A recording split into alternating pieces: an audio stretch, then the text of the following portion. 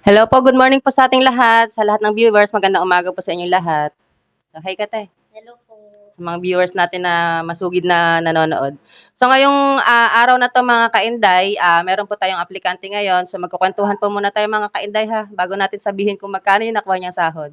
So, magugulat kayo kung magkano yung nakuha niyang sahod mga kainday. So, interviewin na muna natin si ate for the meantime. So, ayan te. Tagasan ka te, magkwento ka sa kanila Ano po, para ano po ako, Batangas. Galing po ako sa Batangas, Kalatagan. Ano po, may ano po sa akin, ano po yung tawag doon? nagrekomenda. Sino naman nagrekomenda sa'yo dito? Tita ko po, yung nakikita niya po sa Facebook. So si tita mo talaga yung nanonood dito. Opo, Tapos opo. sabi niya, "Uy, apply ka dito Opo, kay." ayan, try mo dito, sabi. Sabi ko, tinry ko, sa niya, ito, chat mo to. Tapos, hintay-hintay ko, mamaya meron na. Sabi ko, Kailan ka nag-chat sa amin? Anong buwan? nung ano lang po yun, nung Sabado? Ilang araw lang din. Opo, So, opo. maswerte ka at na-replyan ka kaagad. So, Opo. nung na-replyan ka, may requirements ka na nahawak. Opo, pero kumuha po ako ng police clearance tapos barangay clearance. Ayun lang po yung wala sa akin. So, bago ka pumunta dito, napapanood mo yung mga pinasok namin, Yes po, ano? opo. Ano namang naisip mo? So, akala ko po kasi hindi totoo to sa una kasi medyo malaki po yung sweldo. Pero ngayon po, naniniwala na po ako. So, nasampulan ka rin Yes po, sa opo. malaking sahod. Totoo po, legit talaga po. Ba't dati hindi ka naniniwala doon sa mga post ko na Kasi po, pinapasok? parang totoo naman kasi binablog bawat ano ano yung papasok na yan, ganyan. Ayun po, doon ako naniwala. Marami ring ano, mga likers, ganyan, tapos followers, ganyan po. Hindi ka naniniwala noong una na may Yes. ganun talagang sahod. Yes po, opo. Sa amin lang yan ha. Yes po, Hindi ka totoo. Ano, naniniwala po ako. Sa ano ngayon, totoo kasi ano po Ano, yes. Nakakuha ng malaking sahod. So mamaya na natin sabihin mga kainday kung magkano yung sahod niya. So dito Ted, dumating ka dito, may binayaran ka ba sa amin na mag-apply? Wala po, wala po. Kasi maraming nagko-comment, may nag-comment kailan ba yun? Isang araw. So may bayad daw dito na 1,000. So wag po tayo magpapakalat ng mga fake news mga kainday kasi masama po yan. So lahat naman ng pinapasok ko dito, so naka-vlog naman, sila po yung nagpapatunay na libre po mag-apply dito. So wala po kaming hinihing bayad kahit piso. Basta kompleto lang po yung requirements nyo na pupunta kayo dito. Libre po ang mag-apply dito. Di ba te? May binayaran ka dito? Ay wala po, kahit piso wala po. Ayan mga kainday ha, yung mga nagpapakalat pa ng fake news dyan na may bayad po dito ha. Wag po ganun ha. Kasi imposible po talaga na manghingi kami ng bayad. Libreng-libre po mag-apply dito basta kompleto requirements. Tsaka syempre may sarili po kayo pamasahe papunta po dito sa office. Hindi kami nagpapadala ng pamasahe mga kainday ha. So mamamasahe po tayo ng sarili nyo. Kagaya po ni ate, no? Magkano pinamasahe mo sa bus? Ano lang po, bali, ano po, 500 lang po nagastos ko. Isang sakay lang yan ng bus. Yes po, ano, bali 300 po tapos 100 po yung ano, tapos pangkain ko. Ayun lang po. So ngayon, nandito ka na, made-deploy ka na rin ngayong araw. So habang nandito ka sa may ano natin, sa accommodation natin, pinaprocess ka, ano namang na-experience mo sa amin? Nung simula nung pagdating mo dito, mahigpit ba sa Erin? Masungit ba? Kamusta naman yung ano sa'yo, pag-treat sa'yo dito? Ay, napakabait niya po. Tapos super ano, maasikaso po sa lahat ng mga ano dito. Mga ano po, mga kasama namin dito. Tsaka, So nung dinatnan mo dito, no, medyo marami kayo, pero unti-unti kayo nade-deploy, yes po, ano? opo. So, ang proseso po namin mga kainday, pag nandito na, syempre screening po muna, mahigpit po kami sa screening mga kainday ha. 'Di ba may mga nakasabay mo ata? Hindi. Meron din tayong mga pinapauwi mga kainday kasi hindi po porke nandito na kayo, 100% po, tanggap na po tayo. Kasi pagdating niyo po dito, besides dun sa mga requirements na hinihingi namin, habang nandito po kayo, nag-o-observe po kami. Meron po kaming tinatawag na screening. So, habang nandito po sila, ino-observe po namin yung attitude, behavior, ganyan, kung masipag ba or may tamad, ganyan. So, kagaya nung isang araw, so, 3 ata yung napauwi. So, yun mga kainday ha, kung mag-a-apply po tayo, yun po yung mga tinitingnan din namin. Mahigpit din po kami sa screening mga kainday, bukod po dun sa mga requirements. Ha, mga kainday? Ikaw, te, naabutan mo ba yung mga pinauwi? ay, opo, opo. Kasi Oo. depende po sa kanila yan kung kumpleto yung ano nila, requirements po. Hindi lang po kami basta pasok lang ng pasok mga kainday. Screening po importante sa amin mga kainday. So habang nandito kayo dapat maayos po na fit tayo para mamasukan po. So yan te, sinong ano te, sinong gusto mong batiin sa Batangas ka na? Yes Anong po. salita niyo do'n? Ay, hindi po ako masyado nag So Tagalog lang. yes po. Sige batiin Ay, mo. kung manonood si tita. Tita, nandito na ako, tita. Ikaw pasimuno ka mo. Natatawa siya ngayong video. Shoutout mo si tita mo. Hello po, tita. Pangalan pa. Makarating sa Batangas si ano. Hello Tita mo. po. Hello. Bakit mo yung first name niya para mapanood? Ay, hello po, Tita Becca. Hello po. Tita. Salamat, tita. Pinapasok niyo po ako dito. Si Tita Bekay, andito na po yung pamangkin niyo at nakakuha po siya ng mabait Yes na amo po. tsaka mataas na sahod. So mga kainday, ang amo po ni ate, kondo po ha, tapos mataas ang sahod, dalawa sila doon. Yung kasama mo doon, te, galing din dito, kaidaran mo lang din yun, Oo. tsaka mabait yun. Tsaka bungis-ngis din, parang Mm. ikaw. So ayun, magkakasundo kayo. Tsaka yung amo niyo, te, mabait lang. Madali yung trabaho kasi kondo lang. Opo. Ano nang masasabi mo, te, sa agency namin? Nagpapasalamat po. Tapos totoo po siya, hindi po siya fake news, mga ganyan. Legit po talaga, totoong agency po dito. Kaya i-try nyo na rin po. Try nyo mga kainday para masubukan nyo po. So, wala po kami hiningi bayad. Tsaka, medyo mataas naman po yung sahod namin. Gaya po ni ate. Gusto nyo naman malaman mga kainday kung magkano sahod ni ate? Gusto na raw nilang malaman. Happy ka ba din sa nakuha mong sahod? Ay, yes po, opo. Kasi konti na lang. Nasa ano ka na. Ano po, Wala 15K po. Wow, 50K. Yes po. Sana all. Alam mo te, ang dami naghahangad dun sa employer mo kasi unang-una location, maganda. Mataas sa sahod. Tapos, ang dali lang ng trabaho. Dalawa pa kayo dun. Pero sinasabi niya, sa tita niya, tol, kita. Sinabi mo kay tita mo kung magkano sahod mo. Opo, sinabi ko na.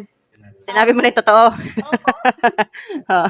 So yan tita, alam na, pag sahod. Yes. So yan. Si tita mo naman nagsabi sa'yo dito, di ba? Kaya ka Opo, nakarating opo. dito. So, Thank you, tita. paambunan din si tita ha pag sahod. Yes po. Si mama mo, hindi mo binati. Ay, wala po cellphone. Wala, hindi. Malay mo, mapanood. Ay, yung kapatid ko dyan, si Raymond, tapos si Aiza. Hello, Aiza. Tapos si Raymond po. Si Aiza kapatid mo. Opo. Tapos si Josephine po. Hello sa inyo. Kamusta na kayo dyan?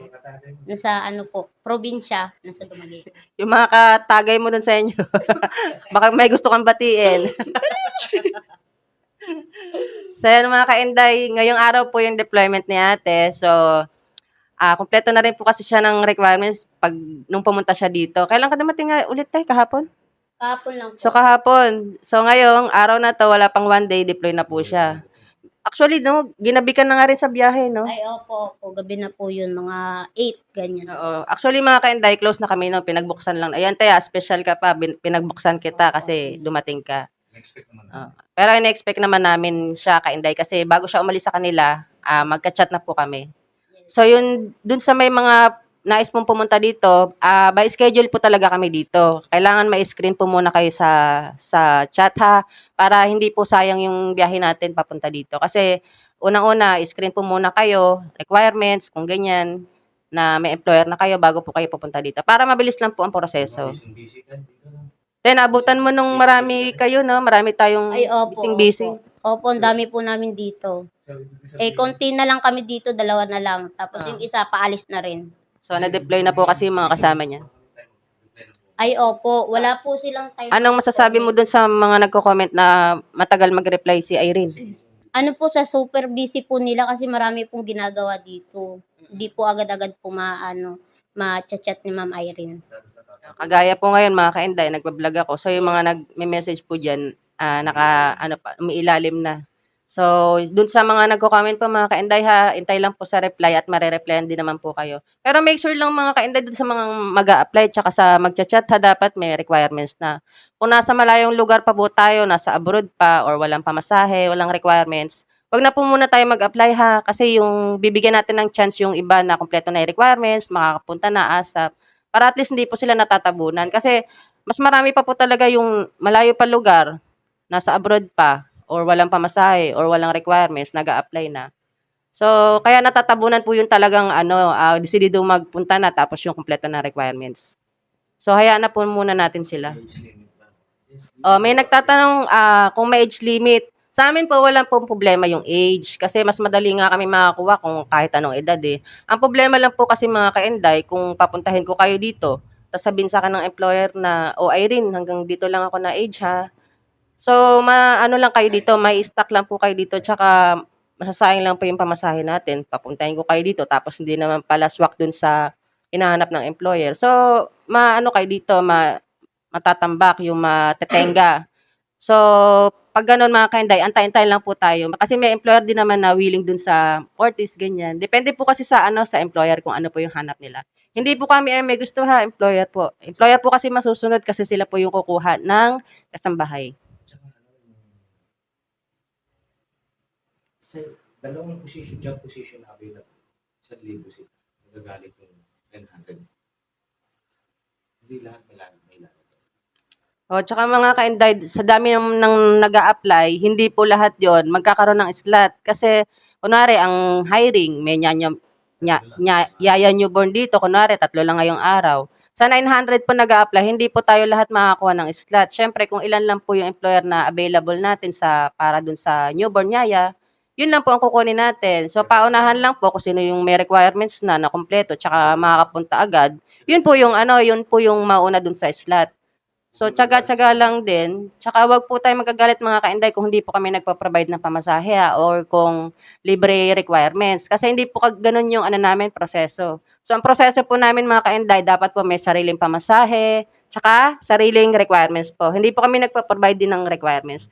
Kayo po mismo yung kukuha ng requirements. Tsaka lang stay lang sa ako. Tiyaga-tiyaga lang yan mga ka-Inday. Positive lang inano. Oo. Pero pag maingay ka.